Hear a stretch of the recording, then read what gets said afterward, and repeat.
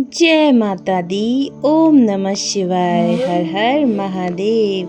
स्वागत है आप सभी का आपके अपने चैनल कथा और भक्ति में। सभी को आशा दशमी व्रत की हार्दिक शुभकामनाएं। आज आप इस वीडियो में श्रवण करेंगे आशा दशमी की व्रत कथा और व्रत का महत्व। प्रेम से बोलो जय माता दी। आशा दशमी व्रत का प्रारंभ महाभारत काल से ही माना जाता है। यह व्रत किसी भी मास के शुक्ल पक्ष की दशमी तिथि से आरंभ किया जा सकता है।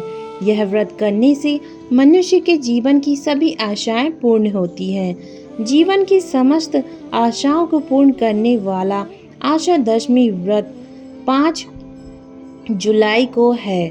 व्रत करने का समय यह व्रत 6 माह 1 वर्ष अथवा 2 वर्ष तक करना चाहिए। व्रत कैसे करें? दशमी के दिन प्रातः नित्य कर्म स्नान आदि से निर्वृत्त होकर देवताओं का पूजन करके रात्रि में पुष्प अलग तथा चंदन आदि से 10 आशा देवियों की पूजा करनी चाहिए। इस दिन माता पार्वती का पूजन किया जाता है। इस व्रत को करने वाले हर मनुष्य को आंगन में दशों दिशाओं के चित्रों की पूजा करनी चाहिए।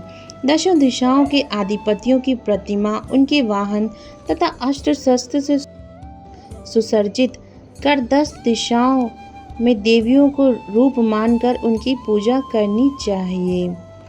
आशा इसके पश्चात निम्न प्रार्थना करनी चाहिए, यानी हे आशा देवियों, मेरी सारी आशाएं, सारी उम्मीदें सदा सफल हो, मेरे मनोरथ पूर्ण हो, मेरा सदा कल्याण हो, ऐसा आशीष दें। तत्पश्चात ब्राह्मण को दान दक्षिणा देने के बाद स्वयं प्रसाद ग्रहण करना चाहिए। इस तरह तब तक हर महीने इस व्रत को करना चाहिए जब तक आपकी मनोकामना पूर्ण ना हो जाए। आशा दशमी का व्रत करने से सभी आशाएं पूर्ण होती हैं। इस व्रत के पीछे यह धार्मिक मान्यता है कि कोई भी कन्या इस व्रत को करने से श्रेष्ठ वर प्राप्त कर सकती है। अगर किसी स्त्री का पति यात्रा प्रवास के दौरान जल्दी घर नहीं लौट कर आता है, तब सुहागन स्त्री इस व्रत को करके अपने पति को शीघ्र प्राप्त कर सकती है। आशा दशमी व्रत की पौराणिक कथा। आशा दशमी की पौराणिक व्रत कथा जो भगवान श्री कृष्ण ने अपने पार्थ को सुनाई थी। इस कथा के अनुसार प्राचीन काल में निषद देश के एक राजा राज्य करते थे। उनका नाम नल था।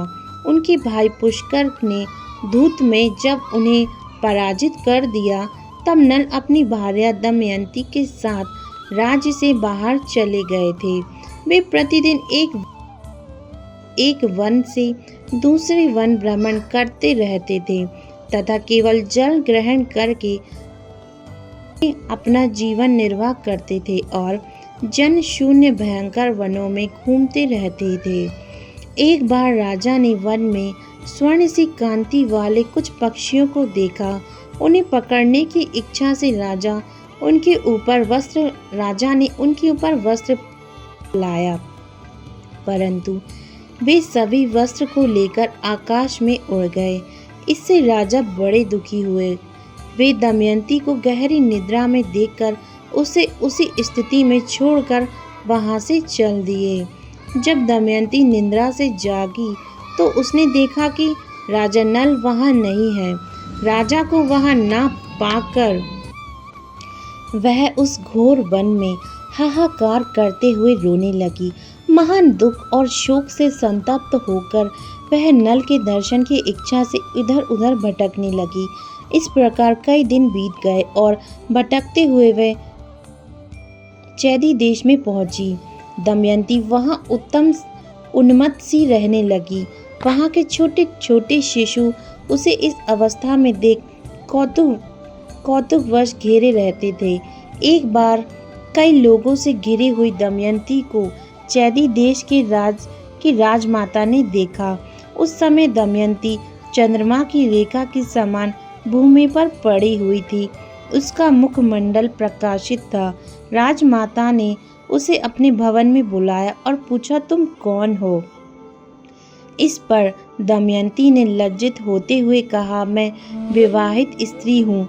मैं न किसी के चरण धोती हूँ और न किसी का उच्छिष्ट भोजन करती हूँ। यहाँ रहते हुए कोई मुझे प्राप्त करेगा तो वह आपके द्वारा दंडनीय होगा। देवी, इसी प्रतिज्ञा के साथ मैं यहाँ रह सकती हूँ। राजमाता ने कहा, ठीक है, ऐसा ही होगा। तब दमयंती ने वहाँ रहना स्वीकार किया। इसी प्रकार कुछ समय व्यतीत हुआ। फिर एक ब्राह्मण दमयंती को उसके माता पिता के घर ले गया, किंतु माता पिता तथा भाइयों का स्नेह पाने पर भी पति के बिना वह दुखी रहती थी। एक बार दमयंती ने एक श्रेष्ठ ब्राह्मण को बुलाकर उनसे पूछा, हे ब्राह्मण देवता, आप कोई ऐसा दान एवं व्रत बताइए जिससे मेरे पति मुझे प्राप्त हो जाए। इस पर उस ब्राह्मण ने कहा, तुम मनोवांछित सिद्धि प्रदान करने वाले आशा दशमी को व्रत करो, तुम्हारे सारे दुख दूर होंगे तथा तुम्हें अपना खोया पति वापस मिल जाएगा। तब दमयंती ने आशा दशमी का व्रत का अनुष्ठान किया और इस व्रत के प्रभाव से दमयंती ने अपने पति को पुनः प्राप्त कर लिया। जय हो माँ आशा देवी की, जय माता दी। हे माँ, जैसी कृपा आपने दमयंती रानी पर करी है, वैसी ही कृपा आप सभी कहानी कहने वाले, सुनने वाले और हुक्कारा भरने वालों पर करना। जय माता दी।